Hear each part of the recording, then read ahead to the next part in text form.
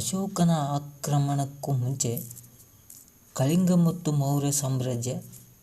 ಕಳಿಂಗದ ಆಕ್ರಮಣ ರಾಜಕೀಯ ಮತ್ತು ಆರ್ಥಿಕ ಎರಡೂ ಕಾರಣಗಳಿವೆ.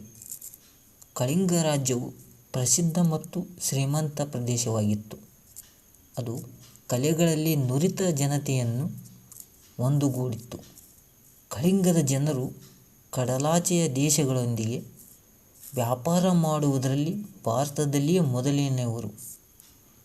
ಅಲ್ಲಿನ ಜನತೆ ಮುಕ್ತವಾದ ಸಂಸ್ಕೃತಿ, ಸಮಾನ ನಾಗರಿಕ ಸಂಹಿತೆ ಪಾಲಿಸುತ್ತಿದ್ದರು. ಅಶೋಕನ ತಂದೆ ಬಿಂದುಸಾರನ ಕಾಲದಿಂದಲೂ ಮಗಧದ ಮುಂದೆ ಮೌರ್ಯ ಸಾಮ್ರಾಜ್ಯವು ಪ್ರಾಂತೀಯ ವಿಸ್ತರಣೆ ನೀತಿ ಅನುಸರಿಸುತ್ತಿತ್ತು. ನಂದರ ಕಾಲದಲ್ಲಿ ಮಗಧದ ಅಧೀನದಲ್ಲಿದ್ದ ಕಳಿಂಗ ಪ್ರದೇಶವು ಮೌರ್ಯರ ಆಳ್ವಿಕೆಯ ಆರಂಭದಲ್ಲಿ ಸ್ವಾತಂತ್ರ್ಯವನ್ನು ಪಡೆಯಿತು. ಮಗಧದ ಸಾಮ್ರಾಟರಿಗೆ ಇದು ಒಂದು ದೊಡ್ಡ ಹಿನ್ನಡೆ ಎಂದು ಪರಿಗಣಿಸಲಾಯಿತು. ಇದು ಮೌರ್ಯರು ತಮ್ಮ ರಾಜಕೀಯ ಪ್ರತಿಷ್ಠೆಗೆ ಧಕ್ಕೆ ಎಂದು ಪರಿಗಣಿಸಿದರು.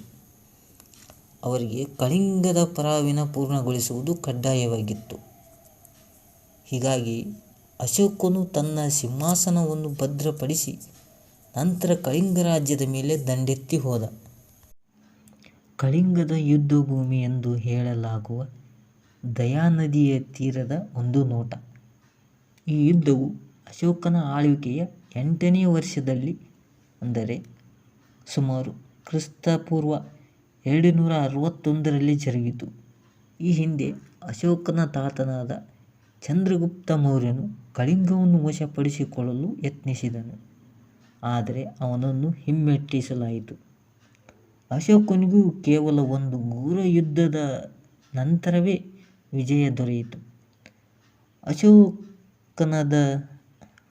ಅಶೋಕನದು 4 ಲಕ್ಷ ಯೋಧರ ಸೇನೆಯಾಗಿತ್ತು. ಕಳಿಂಗ ದೇಶದಲ್ಲಿ 60,000 ಪದಾತಿಗಳು, 10,000 ಅಶ್ವದಳ ಹಾಗೂ 200 ಗಜಪಡೆಗಳಿತ್ತು.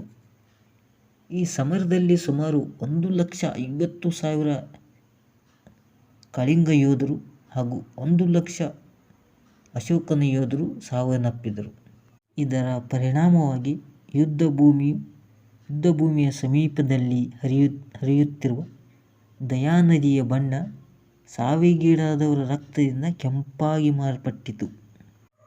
ಯುದ್ಧದ ನಂತರ ಸಂಪೂರ್ಣ ಕಳಿಂಗವನ್ನು ಲೂಟಿ ಮತ್ತು ನಾಶ ಮಾಡಲಾಯಿತು.